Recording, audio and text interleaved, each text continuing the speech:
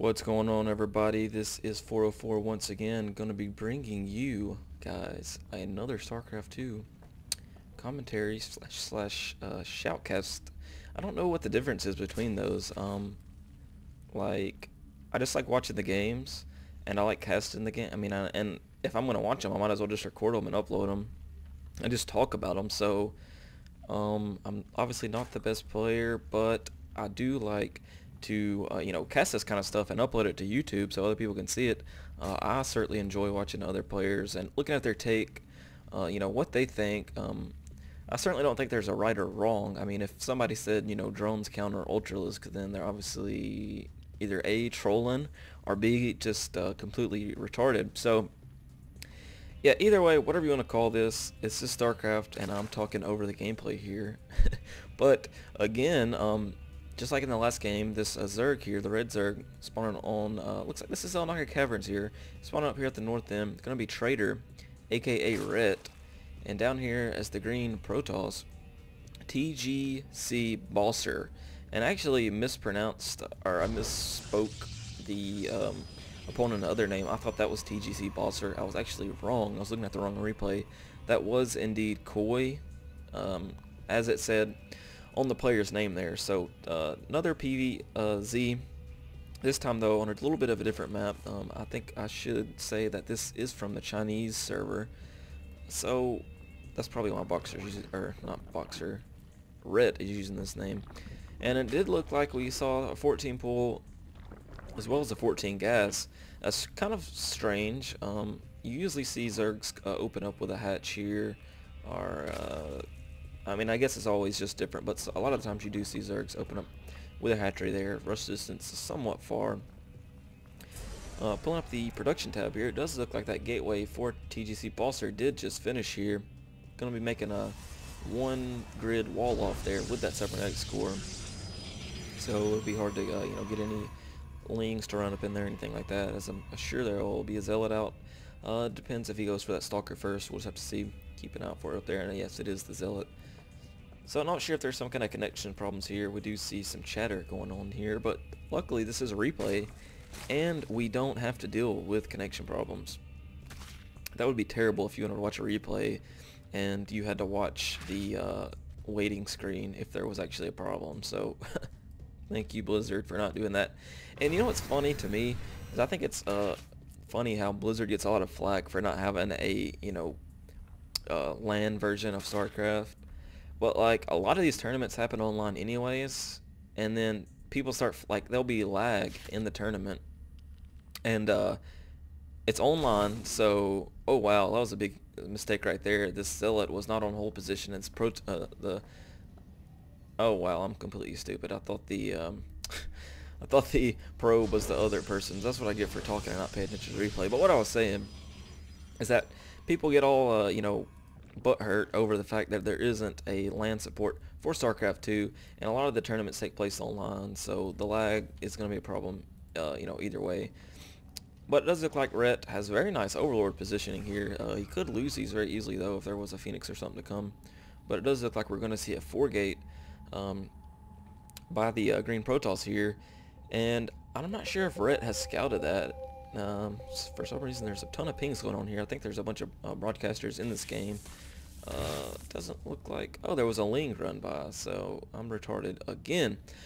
So Ling's definitely saw the 4 warp gates here. Ret should be saving that larva. He's probably not going to be making any more drones, just straight Lings from now on. He is going to have speed on those. There's no more gas being mined here. So there will be a bunch of Lings out to deal with this. Looks like the proxy pylon has already been placed though by the Protoss player, and I'm sure when these Lings do pop that Ret's making here, you will go take care of that proxy pylon, but it's actually too late. The battle is now on. Speed has finished for the Zerg player here. There's a proxy pylon here, another one being placed, a spine crawler being thrown down. So looks like Ret is in kind of a bit of a trouble here, but there are tons of Lings being spawned right now, so really could go either way. I would have to say if it doesn't go well for Bosser here, that he is definitely going to lose this battle, because this 4 warp gate style type play is somewhat all in. You stop making probes up here. You're only mining off 1 gas, so you don't have any sentries. It's purely just Ling, Stalker, and I do think Red is actually going to be able to clean this up. If he can get rid of these 2 Stalkers here. Ooh, I don't know why he pulled away right there. He just wore down the shields and then pulled away, but I'm assuming he, you know, he knows there's more Zerglings on the way. Want to just kind of regroup, pull back to the spawn maybe, to take out some of these Zealots. These Zealots are just clawing their way through all these Zerglings, and it has to be very, very annoying. I can actually say that. I do play Zerg and Protoss. Again, not the best, but Protoss, you know, units just do tons and tons of damage to early game Zerg units, even roaches. The Zealots mainly, they just do tons and tons of damage. Actually, I think they 3-shot Zerglings if they get that one upgrade. Actually, there's Lings that made a run by in here, so looks like they are going to be able to take care of a couple of probes, maybe 3 or 4 probe kills there. If we pull up the income tab here, we do see that BosseR only has 19 drones compared to Rhett's 22 drones. Drones, probes, whatever.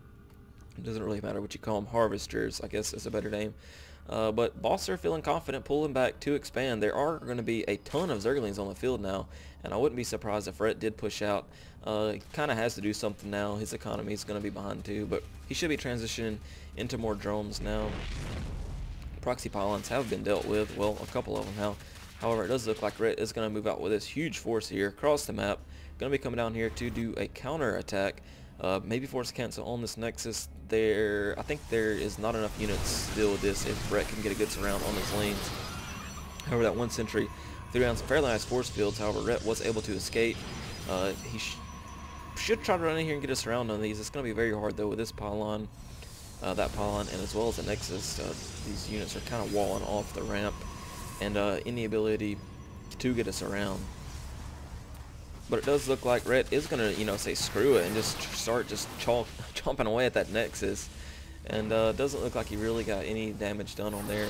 Very nice force field there. Wow, if those Zerglings would have made it into the main there, that would have been very bad for BosseR. Still only running off 1 gas, I should say.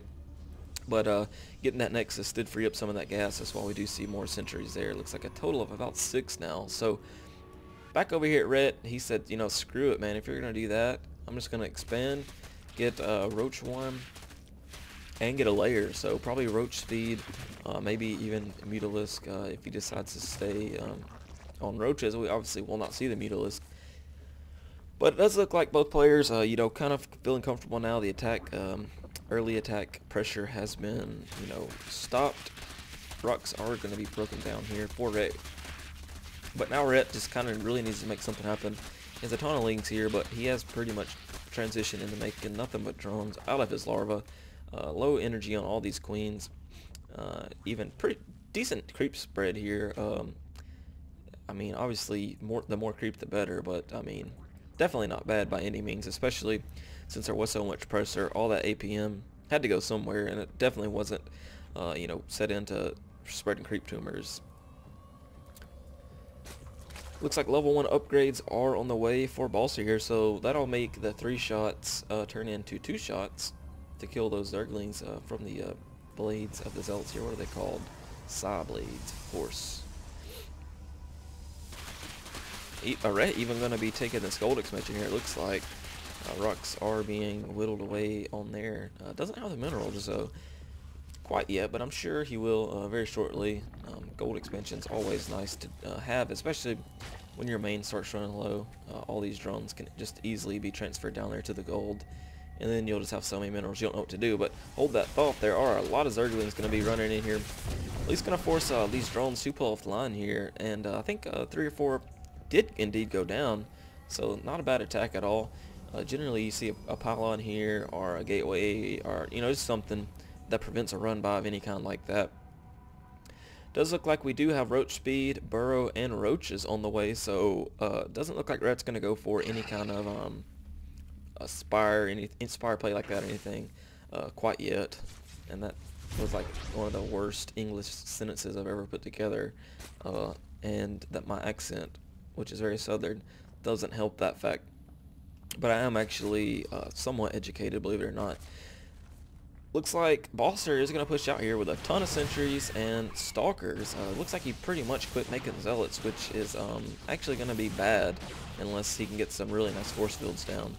Nice warp in up on the high ground of this stalker here, so was able to get rid of that scouting overseer.